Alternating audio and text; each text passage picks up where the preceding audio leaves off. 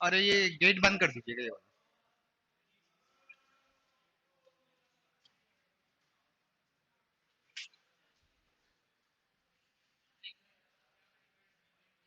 अरे बंद कर। हाँ,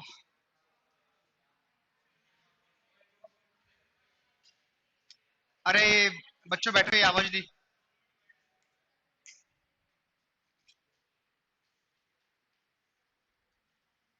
अपना एक छोटा सा टॉपिक रह गया था ऑपरेटिंग सिस्टम के अंदर।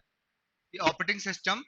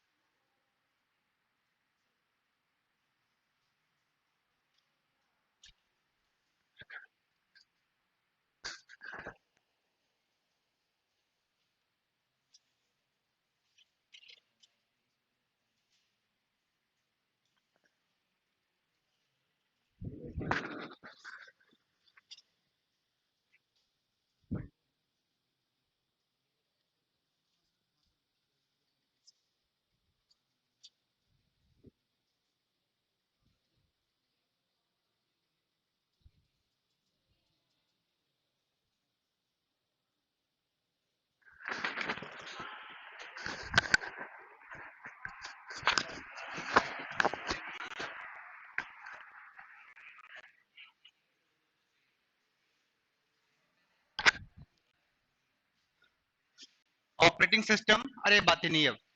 That's it. प्रोसेस, कर्नल और थ्रेड, ये चार चीज अपने होती हैं, किसी भी ऑपरेटिंग सिस्टम के पार्ट होते हैं सारे, है ना। माइनर माइनर डिफरेंसेस होते हैं। जो कर्नेल है वो किसका पार्ट है? ओएस का पार्ट है। और जो थ्रेड है वो किसका पार्ट है? प्रोसेस का। ठीक है। अब होता क्या है, जब हम ऑपरेटिंग सिस्टम होता है तो उसका इंटरनल आर्किटेक्चर पढ़ते हैं। तो जो भी काम हम ऑपरेटिंग सिस्टम कर रहा है, चाहे वो मैनेजमेंट का काम हो, मेमोरी मैनेजमेंट हो, फाइल मैनेजमेंट हो, ठीक है, किसी प्रोसेस को क्रिएट करने का काम हो, फाइल को एक्सेस करने का काम हो, हार्डवेयर से इंटरेक्टिविटी कराने का काम हो, तो ऑपरेटिंग सिस्टम का कौन सा पार्ट कर रहा है? कर्नेल कट करता है। मतलब एक तरीके से एक सिस्टम सॉफ्टवेयर है, पार्ट ऑफ ऑपरेटिंग सिस्टम है, जो ऑपरेटिंग सिस्टम की फंक्शनलिटीज को परफॉर्म करता है।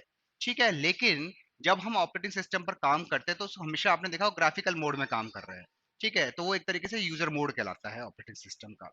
हमको कोई भी प्रिविलेज डायरेक्टली नहीं दिए जाते हैं कि अगर हम कुछ ऐसी गलत कमांड एक्सेस कर दें तो पूरा कर्नेल ही क्रैश हो सकता है। इसलिए हमें जो प्रिविलेज दिए जाते हैं काम करने के, वो हमेशा यूजर मोड में ही दिए जाते हैं। कि जैसे मान लीजिए ये ऑपरेटिंग सिस्टम है, ये आपका यूजर मोड है, और नेक्स्ट जो होता है, जो मेन पार्ट होता है, वो कर्नेल मोड होता है। पहले क्या होता था, जो पुराने ऑपरेटिंग सिस्टम थे वो कमांड बेस हुआ करते थे, आपने डॉस में देखा होगा सारा, है ना। उसमें ग्राफिकल मोड का काम नहीं था, डायरेक्टली कमांड दो, कमांड से ही आप चीजों को एक्सेस करते थे। बट उसमें कई तरह की प्रॉब्लम्स भी क्रिएट होती थी। अगर आपने कोई गलत कमांड दे दी या कुछ ऐसी कमांड दे दी, तो उसमें क्या है कि पूरा जो ऑपरेटिंग सिस्टम है वो क्रैश होने की पॉसिबिलिटीज हो जाती थी। तो हमारे पास एक ऐसा सिस्टम डेवलप करके आया कि आप ऐसा कीजिए, ग्राफिकल मोड में, यूजर मोड में ही काम कीजिए। और अगर आपको कोई चीज एक्सेस करने की रिक्वायरमेंट है तो आप सिस्टम कॉल्स देंगे।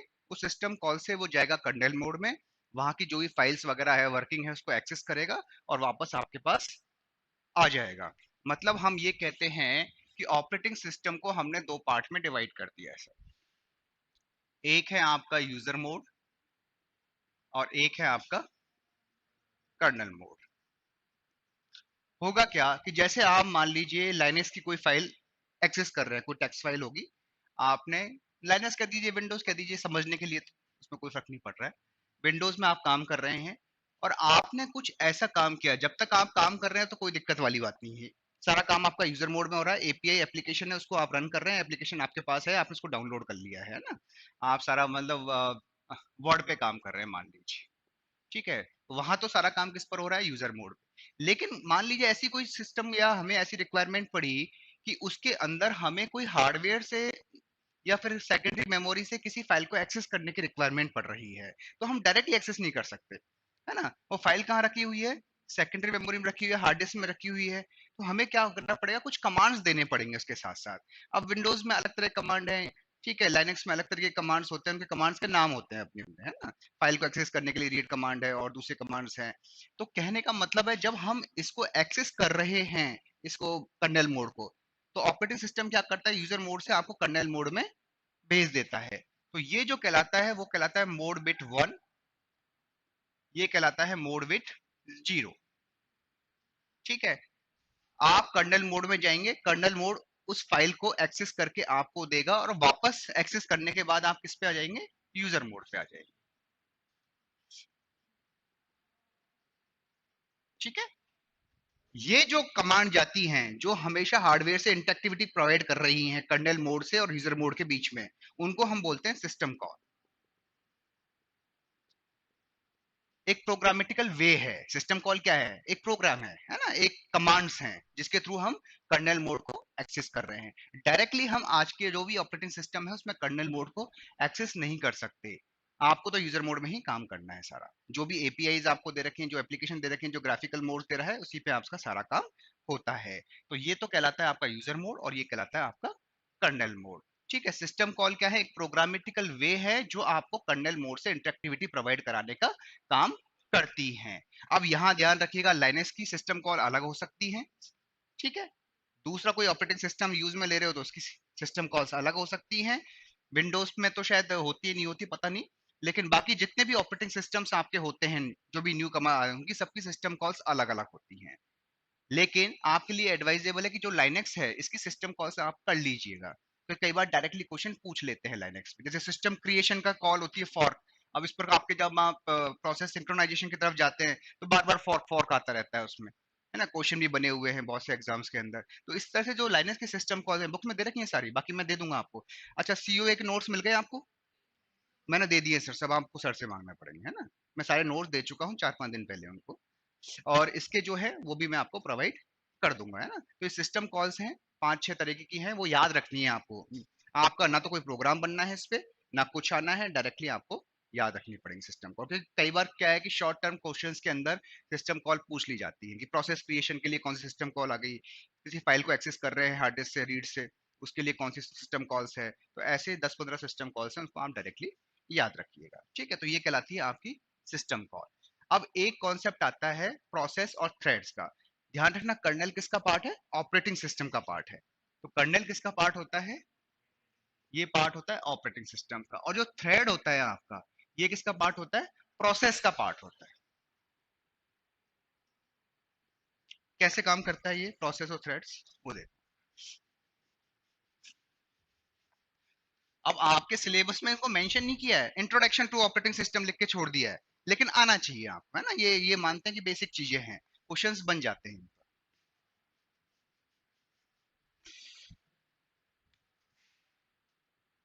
अब प्रोसेस और थ्रेड,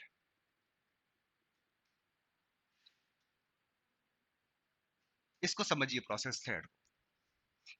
देखो, मैंने आपको बताया था कि जब तक प्रोग्राम आपका सेकेंडरी मेमोरी में रहता है, हार्ड डिस्क में रहता है, तब तक ये क्या कहलाता है, प्रोग्राम कहलाता है, एक प्रोग्राम। ठीक है, अब प्रोग्राम को आप जैसे ही एग्जीक्यूशन मोड में लेके आते हो, तो ये क्या बन जाता है, प्रोसेस बन जाता है। तो ये तो इंडिविजुअल प्रोसेस हुआ सर, एक साथ आप दो प्रोसेस को रन कर सकते हैं, मल्टी प्रोग्रामिंग मल्टीटास्किंग है, आप कर सकते हैं। एक फाइल आपने खोल दी एमएस वर्ड की, और एक आपने देख लिया यूट्यूब, और एक आपने कर दिया एक्सेल, एक्सेल पे भी काम कर रहे हैं, और साथ में आप सी लैंग्वेज पर भी काम कर रहे हैं। काम तो एक बार में एक ही होगा, लेकिन फाइल तो अपन कर सकते हैं ना अपन चार चार। भाई मल्टीटास्किंग का मतलब ये है कि कंटेक्स्ट स्विचिंग हो जाएगा, जब इस पे काम कर रहे हो तो इस पे टर्न हो जाएगा, ये आपका मिनिमाइज मोड में चला जाएगा, फिर आप इस पे काम कर लीजिए, इस पे काम कर लीजिए, इस पे काम कर लीजिए। ठीक है, तो आज के जो सिस्टम आ रहे हैं वो मल्टीटास्किंग सिस्टम है आपके। तो ये अपने आप में एक प्रोसेस है आप। ठीक है, अब होता क्या है, हम थ्रेड किसको बोलते हैं, थ्रेड बेसिकली प्रोसेस का ही एक पार्ट है, या आप ये कह दीजिए मल्टी एग्जीक्यूशन यूनिट्स हैं। अब इसका क्या मतलब है कि मान लीजिए आप एमएस वर्ड पर काम कर रहे हैं, ये आपका एमएस वर्ड है, ये एमएस वर्ड है, एक प्रोसेस है आपका ये।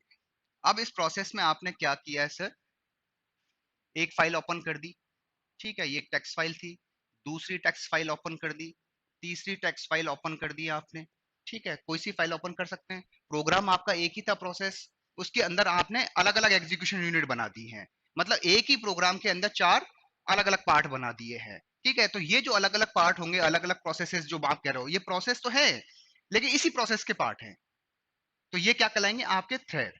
तो थ्रेड क्या होता है, लाइट वेट प्रोग्राम होता है, लाइट वेट प्रोसेस होता है, इसको लाइट वेट प्रोसेस भी कहा जाता है। लाइट वेट प्रोसेस का मतलब ये है अलग से कोई प्रोसेस नहीं है, उसी प्रोसेस का पार्ट है। तो ये क्या कहलाएगा आपका, थ्रेड कहलाता है। ये क्या है, एक थ्रेड है, ये क्या है आपका थ्रेड है। मतलब आपने प्रोसेस तो बनाए हैं लेकिन वो है इसी के पास, अलग से आपने कोई भी चीज ओपन अप नहीं की है। तो कहने का मतलब ये होता है जो थ्रेड होता है वो प्रोसेस का ही पार्ट होता है, इसी को बोला जाता है लाइट वेट प्रोसेस। ये हैवी वेट प्रोसेस होता है। हैवी वेट का मतलब ये है जैसे अब मान लीजिए आपकी एक पूरी क्लास है, मैं इसी क्लास के अंदर अ, आपको अलग अलग वर्क असाइन कर देता हूँ, और क्लास अपने आप में एक प्रोसेस है, ठीक है। अब प्रोसेस में 20 स्टूडेंट्स बैठे हुए हैं, मैंने आपको अलग टास्क प्रोवाइड कर दिया, अलग टास्क प्रोवाइड कर दिया, अलग टास्क प्रोवाइड कर दिया, लेकिन जो टास्क हो रहा है वो इसी प्रोसेस के अंडर में हो रहा है, ठीक है। तो प्रोसेस तो क्या होगा, वो क्लास होगी, और मैं इसी में अलग अलग प्रोसेस क्रिएट कर रहा हूँ, मतलब प्रोसेस के अंदर प्रोसेस क्रिएट किया जा रहा है, तो वो क्या कहलाएगा, थ्रेड कहला रहा है। तो आपको जो टास्क दिया, आप टास्क पे काम कर रहे हैं तो वो थ्रेड है, ठीक है। आप जो काम कर रहे हैं वो थ्रेड है, आप जब हम थ्रेड हो गया, और हम डिफरेंट डिफरेंट प्रोसेस क्रिएट कर रहे हैं तो फिर वो प्रोसेस के अंदर आएगा, अलग प्रोसेस अलग प्रोसेस अलग प्रोसेस, ठीक है। तो ये प्रोसेस और थ्रेड में डिफरेंस होता है। एक प्रोसेस में मल्टी थ्रेडिंग हो सकती है, ठीक है, कोई जरूरी नहीं है सिंगल थ्रेड ही होगा, मल्टी थ्रेडिंग है। तो हम कह सकते हैं कि किसी प्रोसेस के अंदर मल्टीपल एग्जीक्यूशन यूनिट जो होंगी उसको क्या बोला जाता है, थ्रेड बोला जाता है।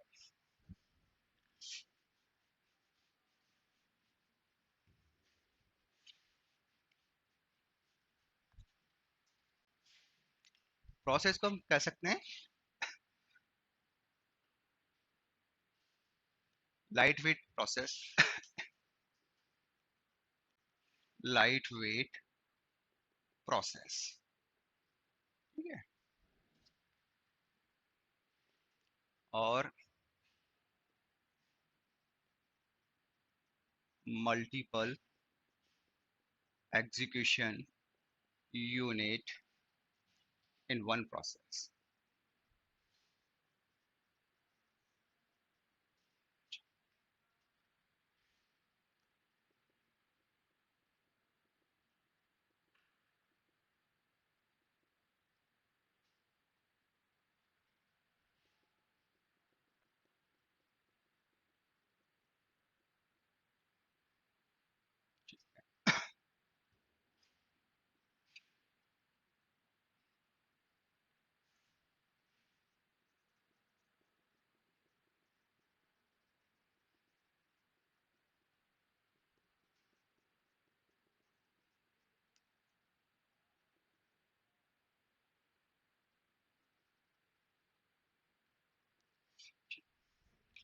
अब मुझे ये बताइए सर, जब भी आप दो प्रोसेस क्रिएट करोगे, नए प्रोसेस क्रिएट करोगे, तो उनके लिए अलग मेमोरी की रिक्वायरमेंट होगी, वो कोड भी शेयर नहीं करेंगे, वो चीजें अलग हो जाती हैं आपकी।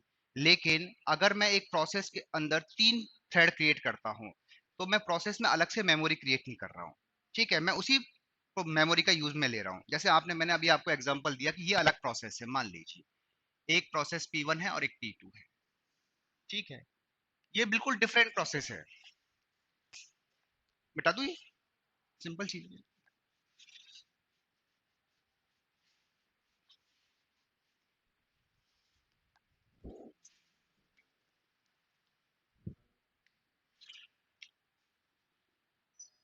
ये आपका प्रोसेस P1 है, ये आपका प्रोसेस P2 है, ये प्रोसेस P3 है।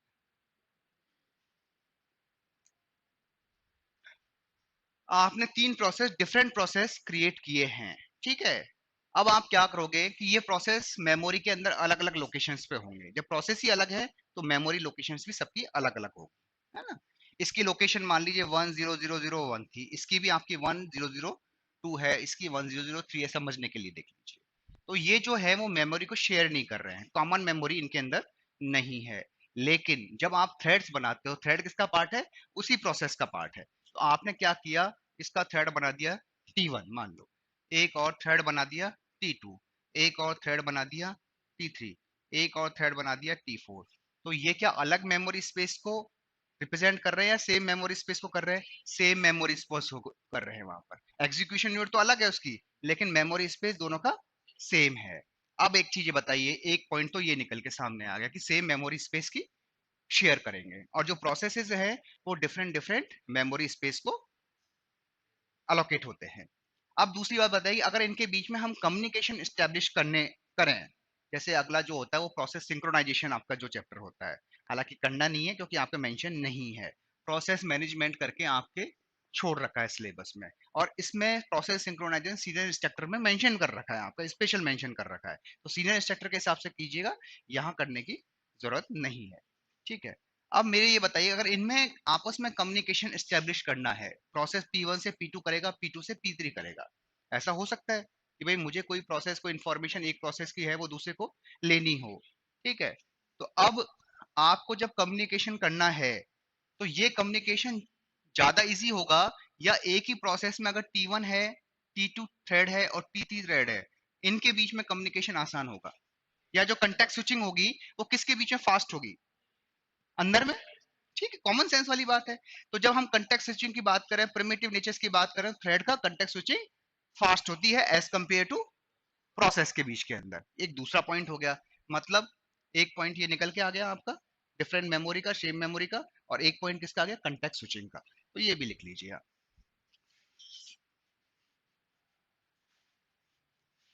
ये याद करने की जरूरत नहीं है, एक बार समझ लिया फिर वो परमानेंट दिमाग में रहेगा। हाँ, ये प्रोसेस है और ये थ्रेड। दो पॉइंट आपके लिखवा चुके थे, अब इसमें लिख लीजिए third point, context switching in between process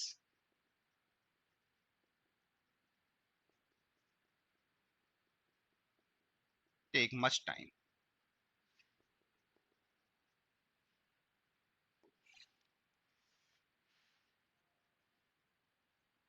Context switching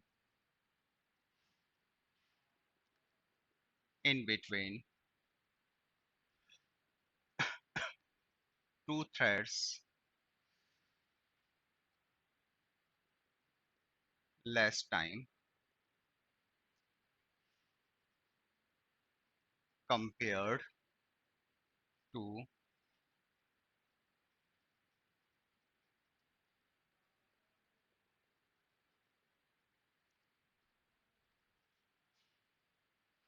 ठीक है।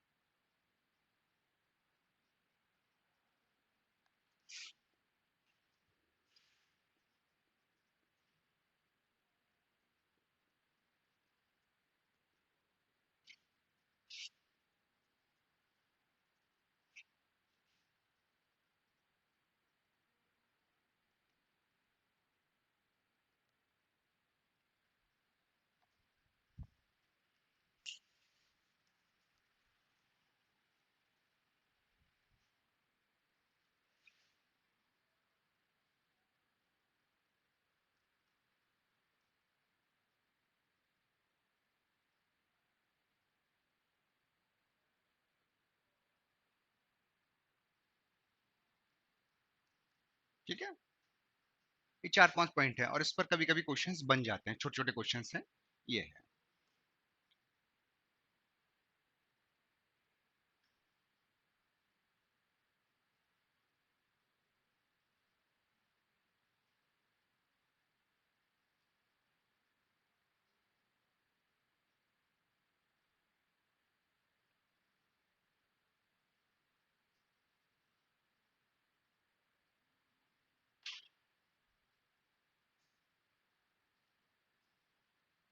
एक प्रोसेस में एक सिंगल थ्रेड भी हो सकता है और मल्टी थ्रेड भी हो सकते हैं ना, वो डिपेंड करता है कि आप कितनी एग्जीक्यूशन बना रहे हैं, कितना उस पर वर्क कर आउट कर रहे हैं।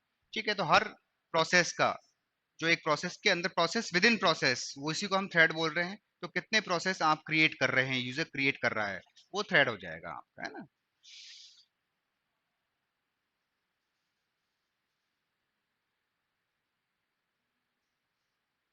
लिख लिया बच्चों?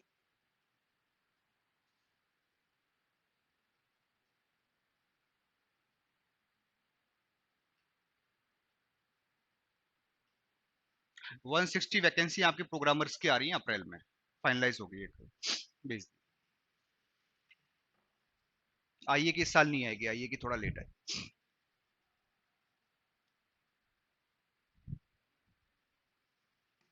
चल,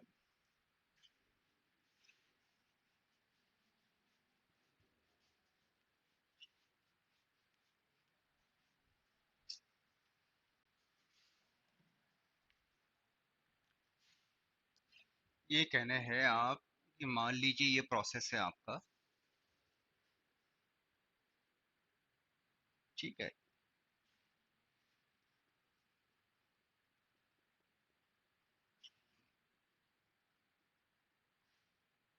ये आपने बनाया thread one, T1, T2, T3, T4, ये अलग एग्जीक्यूशन यूनिट हो जाएगी,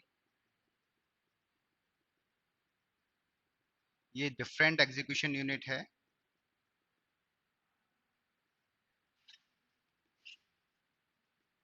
ये एग्जीक्यूशन यूनिट 3 है, ये एग्जीक्यूशन 4, ठीक है। और ये क्या है, सेम मेमोरी लोकेशन है।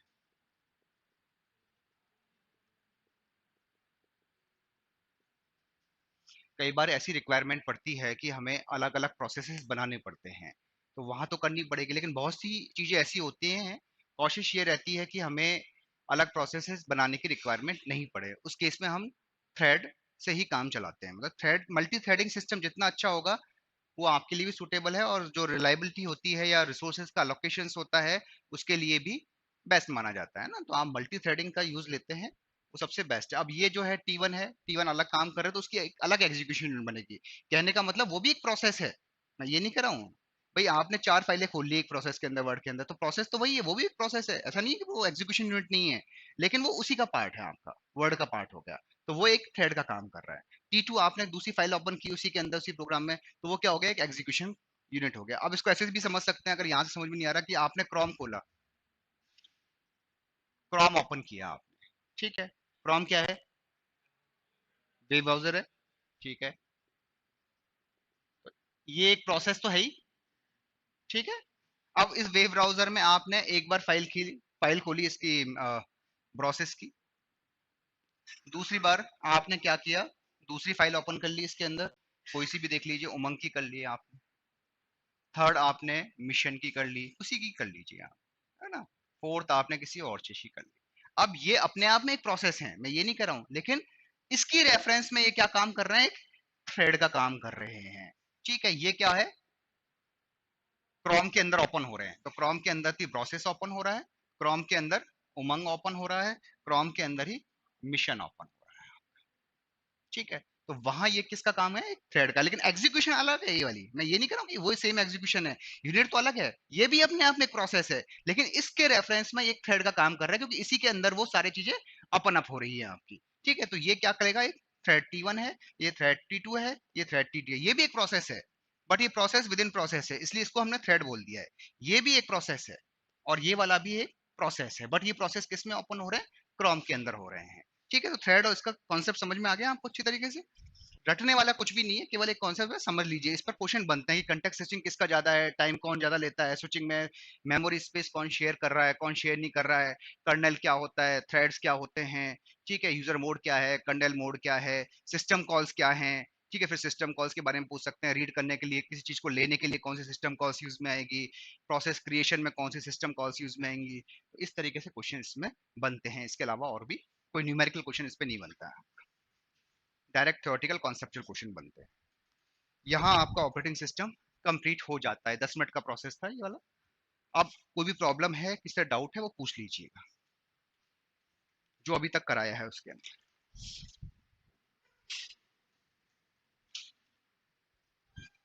बेसिक इंस्ट्रक्टर में इतना ही आपको करना है, इससे ज्यादा नहीं करना। सीनियर इंस्ट्रक्टर जो तैयारी कर रहे हैं तो उनके लिए तो फिर प्रोसेस सिंक्रोनाइजेशन भी है, डेडलॉक भी है, मेमोरी मैनेजमेंट है, पूरा ही पढ़ना है, फिर वो तो पूरा मेंशन किया हुआ है, वहां एक अलग मिशन हो जाता है।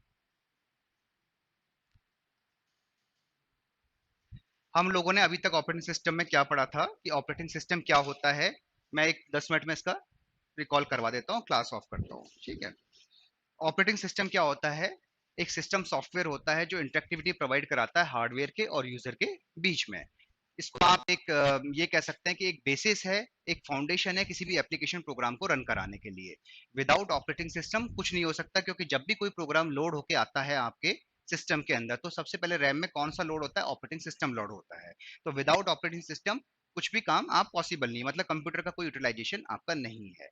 जब हम सेकंड तरफ गए थे, functionality of operating system, types of operating system हमने किया था। तो टाइप्स ऑफ ऑपरेटिंग सिस्टम में कई तरह के ऑपरेटिंग सिस्टम होते हैं। इसमें सबसे पहला था आपका बैच ऑपरेटिंग सिस्टम। उसमें क्या होता है कि यूजर से इंटरेक्टिविटी नहीं है, मतलब सॉरी, सारा काम ऑपरेटर करता है, मतलब ऑटोमेटिक कुछ नहीं होता है। वो क्या करता है, एक बैच आते थे, बैच के अंदर तीन चार प्रोग्राम्स को फिट करके और आप सीपीयू को दे देते थे, सीपीयू उसको रन कर देता था, खत्म हो जाता था, बैच को बाहर निकालते थे, दूसरे प्रोग्राम को उसमें इनबिल्ट करके डाल देते थे। उसमें क्या होता था, एक तो ऑपरेटर की रिक्वायरमेंट आपको पड़ती थी बार बार, और दूसरी रिक्वायरमेंट ये तो ही होती थी कि प्रोसेस जो होता था, सीपीयू जो था वो आइडल बैठा रहता था काफी लॉन्ग टाइम के लिए, कि जब डालोगे नहीं, जब तो बैठा हुआ है, उसका कुछ काम नहीं।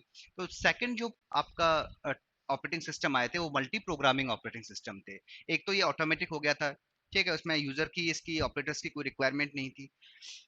मल्टी प्रोग्रामिंग का ये मतलब नहीं होता कि multiple program executed at a time. इसका सिंपल सा मतलब ये है कि मल्टीपल प्रोग्राम रैम के अंदर अकोमोडेट हो सकते हैं एक साथ। तो सीपीयू आइडल नहीं बैठेगा, एक प्रोसेस कंप्लीट हुआ, दूसरा प्रोसेस इसको मिल जाएगा, ऑपरेटिंग सिस्टम उसको अलॉट कर देगा, है ना। तो इसमें मल्टी प्रोग्रामिंग के अंदर जो भी लेटेस्ट आपके आ रहे थे वो सब मल्टी प्रोग्रामिंग थे, बट प्रॉब्लम इसमें ये आ रही थी कि सीपीयू को जो आपने प्रोसेस असाइन कर दिया, अगर उसको आईओ की रिक्वायरमेंट पड़ गई तो वो जा नहीं सकता किसी चीज के लिए भी, मतलब एक प्रोसेस कंप्लीट होगा तभी दूसरे प्रोसेस का नंबर आएगा, ठीक है। तो नॉन प्रिमिटिव नेचर के होते थे, कंटेक्ट स्विचिंग पॉसिबल नहीं थी इसके अंदर। तो इसी का जो एक्सटेंडेड वर्जन था वो था आपका मल्टीटास्किंग। तो मल्टीटास्किंग मल्टी प्रोग्रामिंग है, यस मल्टी प्रोग्रामिंग तो है, बट उसमें एक एडिशनल फंक्शनलिटी प्रिमिटिव नेचर या कंटेक्ट स्विचिंग की आप कह दीजिए वो एड ऑन होके आ गई थी। वो ये कहता है कि आप प्रोग्राम के बीच में स्विच कर सकते हैं। अगर इनपुट आउटपुट को रिसोर्सेज लेने प्रोग्राम जा रहा है तो ठीक है, आप दूसरा प्रोग्राम को जब तक एग्जीक्यूट करवा लीजिए, ठीक है। तो प्रोग्राम के बीच में कंटेक्ट स्विचिंग पॉसिबल है, इसको हम बोलते हैं मल्टीटास्किंग। जो अपने जितने भी ऑपरेटिंग सिस्टम प्रेजेंट में आ रहे हैं सब मल्टीटास्किंग ऑपरेटिंग सिस्टम है, ठीक है। हमको ऐसा लगता है कि मल्टीपल प्रोग्राम चल रहे हैं, प्रोग्राम तो एक बार में एक ही चलता है लेकिन वो स्विच कर रहा है, इधर से उधर, इधर से उधर, इधर से उधर, विंडोज को मिनिमाइज कर दिया फिर वापस स्विच करता रहता है ना। तो ये सारा मल्टीटास्किंग का ही वर्क होता है। फिर और भी ऑपरेटिंग सिस्टम थे जिसमें रियल टाइम ऑपरेटिंग सिस्टम था। मल्टीटास्किंग को टाइम शेयरिंग सिस्टम बोलते हैं ना, उसमें कंफ्यूज मत होना। दूसरा है रियल टाइम सिस्टम था। रियल टाइम सिस्टम एक स्पेशलाइज्ड डेवलप्ड ऑपरेटिंग सिस्टम थे कि जो डेडिकेटेड टाइम पीरियड के लिए बनाए गए हैं, एक पर्टिकुलर टाइम में बिल्कुल भी डिले नहीं होना चाहिए, विद इन ए सेकंड का भी। तो उस तरह के जो ऑपरेटिंग सिस्टम है उसको हम बोलते थे, हाँ, रियल टाइम ऑपरेटिंग सिस्टम। ऐसे ही आपका नेट एम्बेडेड ऑपरेटिंग सिस्टम आए थे जो अपने डिवाइस मैनेजमेंट वगैरह में डेवलप किए जाते हैं। आम जनता के लिए उसका कोई खास यूज नहीं होता है, लेकिन जो डेवलपर्स हैं या डिवाइस प्रोग्रामिंग में काम कर रहे हैं, एम्बेडेड सिस्टम्स पे काम कर रहे हैं, रोबोटिक्स पे काम कर रहे हैं, उनके लिए जो ऑपरेटिंग सिस्टम डेवलप किए गए थे जो हार्डवेयर से स्पेशलाइज्ड इंटरेक्टिविटी प्रोवाइड कर दें, उनको हम कहते थे एम्बेडेड ऑपरेटिंग सिस्टम, ठीक है। इसके बाद हम फंक्शनलिटी ऑफ ऑपरेटिंग सिस्टम पर गए थे कि ऑपरेटिंग सिस्टम की क्या क्या फंक्शनलिटीज है। तो उसमें हमने देखा था कि सीपीयू शेड्यूलिंग है, जो प्रोसेस मैनेजमेंट है, इसी को हम बोलते हैं सीपीयू शेड्यूलिंग, है ना। प्रोसेस मैनेजमेंट का मतलब ये होता है प्रोसेस कहाँ से स्टार्ट होकर कहाँ तक खत्म हो रहा है, उसका पूरा एक तरीके से मैनेजमेंट है आपका, है ना। तो सीपीयू शेड्यूलिंग हम क्या करें भाई, आप पहले सबसे पहले प्रोग्राम कहाँ रखा हुआ है, सेकेंडरी मेमोरी में रखा हुआ है। जब तक वो सेकेंडरी मेमोरी हार्ड डिस्क में रखा हुआ है वो एक प्रोग्राम है, वो एक तरीके से इनएक्टिव स्टेज के अंदर है, पैसिव स्टेज के अंदर है। तो जैसे ही आप उसको एग्जीक्यूट कराते हो वो क्या बन जाता है, प्रोसेस बन जाता है। प्रोसेस बनते ही उसको सेकेंडरी मेमोरी में आना ही पड़ेगा, प्राइमरी मेमोरी में आना ही पड़ेगा, क्योंकि जो आपका सीपीयू है उसका डायरेक्ट कम्युनिकेशन हार्ड डिस्क के साथ सेकेंडरी मेमोरी के साथ नहीं होता है, ठीक है। तो वो क्या करता है, प्रोग्राम सेकेंडरी मेमोरी से रैम में लोड होता है और रैम से फिर सीपीयू कनेक्टिविटी प्रोवाइड करता है, चाहे वो कैशे हो नहीं हो वो अलग बात है ना, लेकिन उसके साथ सेकेंडरी मेमोरी के साथ कम्युनिकेशन नहीं होता है। क्यों नहीं होता है ये भी मैंने आपको बताया था कि दोनों की स्पीड में काफी ज्यादा वेरिएशन होता है। सीपीयू की जो स्पीड है वो गीगाहर्ट्ज में वेरी करती है। आजकल जो प्रेजेंट अपने सीपीयू आ रहे हैं उसमें 3.5 गीगाहर्ट्ज हो गया, 4 गीगाहर्ट्ज हो गया। गीगा का मतलब होता है बिलियंस ऑफ ऑपरेशन एक मशीन साइकिल के अंदर एक सीपीयू कर सकता है। लेकिन जो हार्ड डिस्क वगैरह होती हैं ये इलेक्ट्रोमैग्नेटिक डिवाइसेस होती हैं, इनकी जो स्पीड होती है वो तो मेगा में किलो के अंदर ही होती है, तो बहुत ज्यादा वेरिएशन होता है। तभी तो आप कैशे मेमोरी का इनका कॉन्सेप्ट लेकर आए थे, ये इजीली कम्युनिकेशन पॉसिबल हो जाए। तो अब जब रैम में आना पड़ेगा आपको, तो आपने क्या किया, पहली स्टेज सेकेंडरी मेमोरी से रैम पर आए, फिर रैम से आपने किसको दिया, सीपीयू को दिया, फिर सीपीयू उसको एग्जीक्यूट करेगा। तो जो प्रोसेस चल रहा है, कहाँ से स्टार्ट हुआ है कहाँ पर खत्म हुआ है, उसको हम बोलते हैं प्रोसेस स्टेट, है ना। तो जब तक सेकेंडरी मेमोरी में था, प्रोग्राम था, तो वो क्या कहलाता था, न्यू स्टेज, केवल पैसिव स्टेज कहलाती, प्रोग्राम कहला रही थी। जैसे ही आपने उस पर क्लिक किया, उसको एग्जीक्यूशन मोड में लेके आए, तो वो कौन सी कहलाएगी, न्यू स्टेज कहलाएगी। अभी तक वो सेकेंडरी मेमोरी में ही है, फिर क्या हो गया, वो शिफ्ट होकर रैम में आ गया, उसको हम बोलते हैं रेडी स्टेज। ठीक है, मतलब रैम में आना ही रेडी स्टेज है आपकी। रेडी स्टेज के बाद क्या हो रहा है, आप सीपीयू को असाइन कर रहे हैं वो वाला प्रोग्राम। जब प्रोग्राम असाइन हो जाता है तो उसको क्या बोलते हैं, रनिंग स्टेज। ठीक है, सीपीयू ने अपना काम कंप्लीट कर दिया है तो उसको क्या बोलते हैं, टर्मिनेट स्टेज। ठीक है, कई बार ऐसी सिचुएशन आ जाती है कि प्रोग्राम किसी रिसोर्सेज को लेने के लिए चला जाता है, या फाइल, जैसे अभी इसमें आ गया ना, फाइल प्रोसेसिंग के लिए कर्नेल मोड में चला गया, कहीं और चला गया, किसी भी तरीके से चला गया है, आपने कोई ऐसा प्रोग्रामेटिकल वे दे रखा है कि उसको एग्जीक्यूट करने के लिए चला गया। तो वो होता क्या है उस केस में, जो प्रोसेस है वो वेट और ब्लॉक स्टेज में चला जाता है, तब तक सीपीयू दूसरे प्रोसेस को रन कर लेता है। यहाँ फिर मल्टीटास्किंग वाला कॉन्सेप्ट आ जाता है, तो उसको हम बोलते हैं वेट और ब्लॉक स्टेज। जब वेट और ब्लॉक स्टेज होता है, मान लीजिए आपका रिसोर्सेज कंप्लीट हो गए, आप तो जो रिसोर्सेज को लेने गए थे उनका काम कंप्लीट हो गया, अब आपको वापस सीपीयू के पास जाना है एग्जीक्यूशन के लिए, तो डायरेक्टली नहीं जा सकते, पहले आप रैम में जाओगे। ठीक है, और रैम से फिर आप सीपीयू अलोकेशन होगा। अब कई बार ऐसी सिचुएशन आ जाती है कि आप रैम के अंदर हैं और रैम आपकी फुल है, और कोई हायर प्रायोरिटी ऑफ प्रोसेस जो सेकेंडरी मेमोरी में हार्ड डिस्क में रखा हुआ है वो एग्जीक्यूट होना चाहता है, तो उस केस में क्या होगा, जो लेस प्रायोरिटी वाला होगा रैम का, उसको हम वापस लेकर आ जाएंगे सेकेंडरी मेमोरी में, और सेकेंडरी मेमोरी वाले को लेकर आ जाएंगे प्राइमरी मेमोरी में, तो उसको क्या कहेगा, सस्पेंडेड रेडी स्टेज। और अगर वेट से वो सस्पेंडेड में जा रहा है तो उसको बोलेंगे सस्पेंडेड वेट ब्लॉक। ठीक है, जहां भी सस्पेंडेड लिखा हो आप समझ जाइए सेकेंडरी मेमोरी में पहुंच चुका है। ये भी आते हैं, कई बार क्वेश्चन आए, वो कौन सा था, आपने क्वेश्चन दिया था ना आईआरएफएस का, आरएफएस का, उसमें क्वेश्चन है ये वाला, तो सेकेंडरी मेमोरी में कौन सी स्टेज होती है, ठीक है, प्राइमरी मेमोरी में कौन सी स्टेज है, ये आपके क्वेश्चंस में था। तो ऐसे क्वेश्चंस बन जाते हैं आपके, है ना। इसके बाद हम लोग गए थे कि प्रोसेस मैनेजमेंट की तरफ। प्रोसेस मैनेजमेंट क्या होता है, प्रोसेस का मैनेजमेंट है। अब इसमें दो पार्ट आते हैं जनरली प्रोसेस में, आपका प्रोसेस मैनेजमेंट करके छोड़ दिया है। प्रोसेस मैनेजमेंट अपने आप में एक बहुत बड़ा पार्ट है। तो प्रोसेस मैनेजमेंट में हमने जो लिया है वो सीपीयू शेड्यूलिंग लिया है, कि जब रैम में आपका प्रोग्राम रखे हुए हैं तो वो जो ऑपरेटिंग सिस्टम है वो कैसे इसको प्रोवाइड कराएगा सीपीयू को, है ना। मेमोरी मैनेजमेंट है वो भी किसका पार्ट है, ऑपरेटिंग सिस्टम का है। फाइल मैनेजमेंट है वो भी किसका पार्ट है, ऑपरेटिंग सिस्टम का है। सीपीयू शेड्यूलिंग, जॉब शेड्यूलिंग हम किसको बोल रहे हैं, वो भी किसका पार्ट है, ऑपरेटिंग सिस्टम का पार्ट। मतलब ऑपरेटिंग सिस्टम की फंक्शनलिटीज है, पार्ट से मेरा मतलब यहाँ फंक्शनलिटीज में आ जाता है ना, सिक्योरिटीज वगैरह है, ये सब उसकी फंक्शनलिटीज है। बट इस फंक्शनलिटीज में केवल एक प्रोसेस मैनेजमेंट आपके सिलेबस में है। तो प्रोसेस मैनेजमेंट में हमने पढ़ा था सीपीयू शेड्यूलिंग, कि जितने भी प्रोसेस रेडी स्टेज में है, रैम में है, उनको किस तरीके से प्रोवाइड करवाया जाए सीपीयू को। ऑटोमेटिक कुछ तो होता नहीं है, ठीक है, ये तो है नहीं कि आप करवा रहे हैं, आपने तो कमांड दे दी, अब सीपीयू तो देखेगा ना कि भाई जो ऑपरेटिंग सिस्टम है कि कौन बिजी है क्या नहीं है, किसको देना है, कौन छोटा प्रोसेस है कौन बड़ा प्रोसेस है।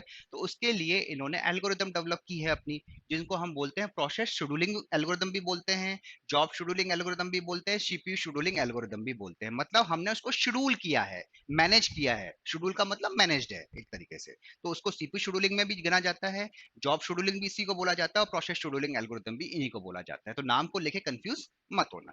तो इसमें थी फर्स्ट कम फर्स्ट सर्व, पहली एल्गोरिदम थी। जब भी हम एल्गोरिदम सॉल्व करते हैं तो कुछ टाइम पीरियड्स का हमें मालूम होना चाहिए कि जब प्रोसेस मूव करता है तो उनका टाइमिंग क्या क्या रहते हैं।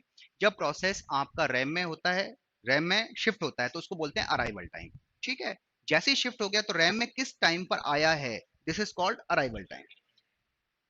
उस प्रोसेस को सीपीयू कितने टाइम में एग्जीक्यूट कर देगा, ठीक है, उसको बोलते हैं बर्स्ट टाइम, इसी को बोलते हैं एग्जीक्यूशन टाइम। तीसरा होता है कंप्लीशन टाइम है एग्जिट टाइम। एग्जिट टाइम मतलब बाहर निकल गया, प्रोसेस कंप्लीट हो गया, टर्मिनेशन जो टाइम होगा वो आपका क्या कहलाएगा, कंप्लीशन टाइम हो गया। चौथा टाइम है आपका टर्न अराउंड टाइम, और पांचवा है आपका waiting time. Turn around time का मतलब है प्रोसेस कितने टाइम सिस्टम के अंदर रहा, निकालोगे कैसे, completion time minus arrival time. और जो वेटिंग टाइम है, वेटिंग का मतलब है कब तक रैम में उसने वेट किया प्रोसेस को सीपीयू को देने में, ठीक है, उसको हम बोलते हैं वेटिंग टाइम। नाम से क्लियर है, कन्वेंशनल आपको बता देता है कि बेसिकली वो कहना क्या चाहता है। निकालेंगे कैसे, टर्न अराउंड टाइम माइनस बस टाइम, तो वेटिंग टाइम आ जाएगा रैम में कितने टाइम तक वो रहा है, ठीक है। तो इस तरीके 5 है। अब आपको निकालना केवल टर्न अराउंड और वेटिंग ही क्यों है, क्योंकि दो टाइम तो आपको गिवन होंगे, अराइवल और बस्ट। कंप्लीशन टाइम आप गैंट चार्ट से निकाल रहे हो, तो बचे टाइम कितने हैं, या तो टर्न अराउंड निकलवाएगा या वेटिंग निकलवाएगा, इसके अलावा तो कुछ निकलवा ही नहीं सकता। और ऐसा हो नहीं सकता कि टर्न अराउंड दे दे आपको, ठीक है। जो कि टर्न अराउंड दे दिया बस है, वैसे क्वेश्चन दे सकता है लेकिन इन जनरल नहीं दिया जाता है ना। टर्न अराउंड दे दिया तो फिर मतलब क्या निकला उसका पूरा चीजों, तो हमेशा टर्न अराउंड और वेटिंग निकलवाएगा आपसे। अब टर्न अराउंड वेटिंग में दो तरह के क्वेश्चन बन सकते हैं, या तो आपको एवरेज निकलवा सकते हैं या किसी इंडिविजुअल प्रोसेस का निकलवा सकते हैं। इसलिए आप कभी भी क्वेश्चन देखोगे तो हमेशा टर्न अराउंड और वेटिंग टाइम ही निकलवाए जाते हैं। तो सबसे पहली एल्गोरिथम है फर्स्ट कम फर्स्ट सर्व। ये कहती है कि रैम में जो पहले आ रहा है उसको सीपीयू को फर्स्ट असाइन कर लीजिए। जो पहले आ रहा है, फर्स्ट कम फर्स्ट सर्व नाम से इंडिकेट हो रहा है कि जो पहले है उसको असाइन कर दीजिए, ठीक है। नॉन प्रिमिटिव नेचर की होती है, इसमें प्रिमिटिव नेचर नहीं लगता है आपका। तो जो असाइन हो गया वो पहले पूरा कंप्लीट होगा, उसके बाद सेकंड प्रोसेस आपको असाइन किया जाएगा। सेकंड थी आपकी शॉर्टेस्ट जॉब फर्स्ट, SJF, ठीक है। ये दो तरह की नेचर की होती है, प्रिमिटिव नेचर और non primitive nature. Shortest job ये कहता है कि जिसका बर्स्ट टाइम कम है वो अलोकेट की जाएगी सीपीयू को। एक चीज हमेशा ध्यान रखना, न्यूमेरिकल करते वक्त जब भी हम इनकी बात कर रहे हैं किसी भी, तो वो रैम में आना जरूरी है पहले प्रोसेस, है ना। यही नहीं स्टार्टिंग में बस टाइम देख लिया आपने सबका, रैम में जो प्रोसेस आ गए उनका बस टाइम देखना है। यहाँ स्टूडेंट थोड़ी सी मिस्टेक कर देता है ना। तो जॉब फर्स्ट सर्च है, तो नॉन प्रिमिटिव में वही है। और प्रिमिटिव में क्या होता है, जब आप गैंट चार्ट बनाओ उसमें थोड़ी सावधानी ये रखना कि हर मिनट के बाद चेक करना कि रैम में कौन सा प्रोसेस आया है, फिर उनका बस टाइम अपने को कंपेयर करना होता है। यहाँ स्टूडेंट थोड़ी सी मिस्टेक कर जाते हैं ना, बाकी कोई दिक्कत नहीं है, सेम चीज होती है। निकालने का तरीका वही होता है, चाहे टर्न अराउंड हो चाहे वेटिंग हो। थर्ड एल्गोरिदम आपकी हुई थी राउंड रॉबिन। राउंड रॉबिन हमेशा प्रिमिटिव नेचर की होगी, लेकिन इसमें एक पर्टिकुलर टाइम पीरियड आपको दे रखा होगा, चाहे 2 मिनट का हो 4 मिनट का हो, कि इस टाइम के बाद कंटेक्ट स्विचिंग होगा, है ना। जो भी रैम के अंदर उनके बीच में कंटेक्ट स्विचिंग आपका हो जाएगा। चौथा है प्रायोरिटी बेस। प्रायोरिटी बेस में प्रायोरिटी आपको गिवन होगी, प्रायोरिटी के बेसिस पर जॉब को असाइन किया जाएगा सीपीयू को। अब प्रायोरिटी में वो मेंशन करके देगा कि हायर नंबर को हायर प्रायोरिटी माना है कि लोअर नंबर को हायर प्रायोरिटी माना है, ये गिवन होगा क्वेश्चंस के अंदर, ठीक है। ये भी नॉन प्रिमिटिव और प्रिमिटिव दोनों नेचर्स की आपकी होती है, इसलिए कंफ्यूज होने की आवश्यकता नहीं है। हाँ, एक चीज जरूर ध्यान रख लीजिएगा, इसके अंदर ये चारों चीजें हैं, या तो क्वेश्चन बनेगा वो आपका थ्योरेटिकल कॉन्सेप्ट पर बन सकता है, या फिर आपके न्यूमेरिकल क्वेश्चन बन सकते हैं। न्यूमेरिकल क्वेश्चन बनने की संभावनाएं पूरी पूरी हैं, क्योंकि आपका इसका सीओए के साथ दे रखा है ऑपरेटिंग सिस्टम। तो 8-10 क्वेश्चन आपके बनने हैं, तो 4-5 क्वेश्चन तो उसके बनेंगे सीओए के, ऐसे तो हो नहीं सकता है नहीं बने। तो 3-4 क्वेश्चन बन सकते हैं आपके। अब 3-4 क्वेश्चन बनाने के लिए उसके पास इनफ स्पेस है, वो थ्योरेटिकली बना सकता है। और न्यूमेरिकल में 4 न्यूमेरिकल 4 एल्गोरिदम से ज्यादा नहीं पढ़ना है आपको। एल्गोरिदम 4 नहीं और भी होती है, लेकिन वो ना तो उस पर कोई क्वेश्चन बनते हैं, और कभी गेट में दे रखी थी वो, अब तो गेट वालों ने भी हटा दिया उन एल्गोरिदम्स वगैरह को। तो ज्यादा उस तरफ जाना नहीं, केवल 4 एल्गोरिदम है मोस्टली, इन्हीं को अपने को स्टडी करना होता है, ठीक है। यहाँ तक हम लोगों ने किया था। इसके बाद ये जो कर्नेल था, प्रोसेस था, ये थ्रेड था। कर्नेल क्या है, ऑपरेटिंग सिस्टम का ही पार्ट है, एक सिस्टम सॉफ्टवेयर है, ठीक है। जितने भी ऑपरेटिंग सिस्टम वर्क करता है, जो भी उसकी फंक्शनलिटीज है, उसको कौन परफॉर्म कर रहा है, कर्नल परफॉर्म करता है। ऑपरेटिंग सिस्टम दो मोड्स होते हैं, एक यूजर मोड होता है, एक कर्नल मोड होता है। यूजर मोड वो है जिसमें हम काम कर रहे हैं, जो ग्राफिकल मोड्स होता है। यूजर को डायरेक्ट प्रिविलेज नहीं दिया जाता है किसी भी कर्नल मोड से इंटरेक्टिविटी का। अगर आप कोई भी इंटरेक्टिविटी करा रहे हैं तो आपको सिस्टम कॉल के थ्रू इंटरेक्टिविटी करानी पड़ेगी। सिस्टम कॉल क्या है, एक प्रोग्रामेटिकल वे है, एक कमांड्स है, जिसके थ्रू यूजर किसी हार्डवेयर को एक्सेस कर रहा है या कर्नल मोड से इंटरेक्टिविटी प्रोवाइड कर रहा है, ठीक है। और एक होता है अपना प्रोसेस। तो प्रोसेस जो पार्ट होता है वो प्रोसेस तो एग्जीक्यूशन मोड है। और थ्रेड, थ्रेड किसका पार्ट होता है, प्रोसेस होता है। या फिर आप इसको ऐसे समझते हैं, process with in process, process के अंदर ही जो प्रोसेस होगा वो क्या कहलाएगा, आपका थ्रेड कहलाएगा। तो जो प्रेजेंट प्रोसेस है उसको मल्टी थ्रेडिंग बनाया जा सकता है, ये तो आपके ऊपर है, आप कितने प्रोसेस उसके अंदर रन कराया जा सकता है। मल्टी थ्रेडिंग हो सकता है, मतलब मल्टीपल एग्जीक्यूशन यूनिट एक प्रोसेस के अंदर हो सकती हैं। जब हम प्रोसेस और थ्रेड की बात करें तो प्रोसेस है वो हैवी वेट स्ट्रक्चर है, हैवी वेट एग्जीक्यूशन यूनिट है। और जो थ्रेड्स होते हैं वो लाइट वेट होते हैं। जो प्रोसेस है वो, अगर दो डिफरेंट प्रोसेस हैं तो अलग अलग मेमोरी लोकेशन होगा, मतलब सेम मेमोरी लोकेशन को शेयर नहीं करेंगे। और जो थ्रेड्स होगा वो सेम मेमोरी लोकेशन को शेयर कर सकते हैं, क्योंकि उसी का पार्ट है असल में वो, है ना, उसी पार्ट में से निकल के आए हैं। तो ये आपका थ्रेडिंग होता है। कंटेक्स्ट स्विचिंग अगर दो थ्रेड के बीच में करनी है वो कम टाइम लेगी, क्योंकि वो सेम मेमोरी स्पेस में ही कर रहे हैं। और दो प्रोसेस के बीच में अगर कम्युनिकेशन करवाना है तो वो ज्यादा टाइम लेगा, कंटेक्ट स्विचिंग ज्यादा टाइम आपकी लेगी। ये मिला के पूरा आपका ऑपरेटिंग सिस्टम बनता है आपके सिलेबस के हिसाब से। अब कोई भी डाउट हो, कोई प्रॉब्लम है तो बता दीजिए, फिर आज की क्लास अपन ऑफ करते हैं।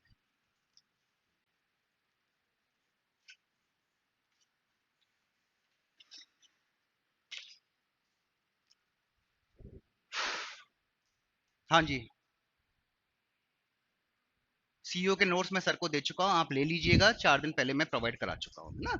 जो नोट्स हैं उसमें ध्यान रखिएगा, वो जूनियर और सीनियर दोनों के हिसाब से हैं, तो सीनियर की जो प्रिपरेशन कर रहे हैं उनके लिए भी हेल्पफुल रहेंगे। और जूनियर वालों को उसमें क्या है, दो चीजें ज्यादा दे रखी है, एक तो एड्रेसिंग मोड और एक माइक्रो ऑपरेशंस, जो आपके बेसिक्स में नहीं है, वो सीनियर में दे रखे हैं। वो आपको नहीं पढ़ना है, बाकी तो सब सारा करना है।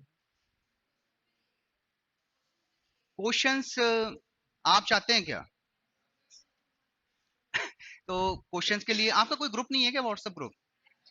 तो मेरे को ऐड कर देना उसमें, मेरे नंबर पे है ना, क्योंकि मैं दूसरे में हूँ, इसमें ऐड कर देना आप मेरे को, मैं डाल दूंगा क्वेश्चंस।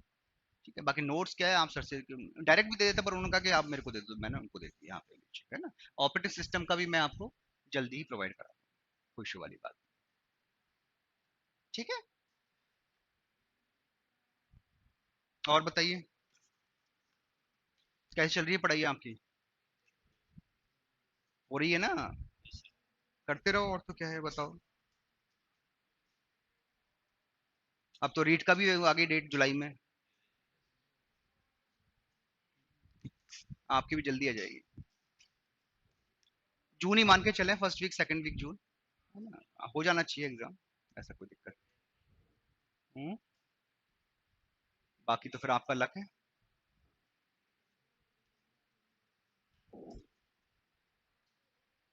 अच्छी अपॉर्चुनिटी है, इसको मिस मत करो, बस इतना सा है। अगर 100-200 वैकेंसी होती तो मैं कहता शायद ना हो पाए, लेकिन 10,000 में भी नहीं हुआ तो फिर कोई मतलब नहीं है ना आपकी पढ़ाई का। 10,000 बहुत बड़ी वैकेंसी होती है। और अभी तक कुछ ज्यादा फॉर्म नहीं आए हैं, आप ये मत समझो कि बहुत ज्यादा फॉर्म्स आए हैं, अभी तो कोई खास फॉर्म नहीं। हार्डली 2 लाख से ज्यादा फॉर्म नहीं आ रहे, हार्डली बता रहा हूँ मैं आपको। क्योंकि जो भी बढ़ने वाले थे ना ये रीट वाले, जिन्होंने पीजीडीसीए कर रखा था, अब उन सबका ध्यान रीट पे आ गया है, इस पर कोई ध्यान नहीं दे रहा है। क्योंकि 62,000 वैकेंसी है, उनका मेन टारगेट तो वही था ना, तो सारा फोकस उनका वहां जा चुका है, तो उधर कुछ भी नहीं, कोई ज्यादा चिंता करने की बात नहीं। चलो।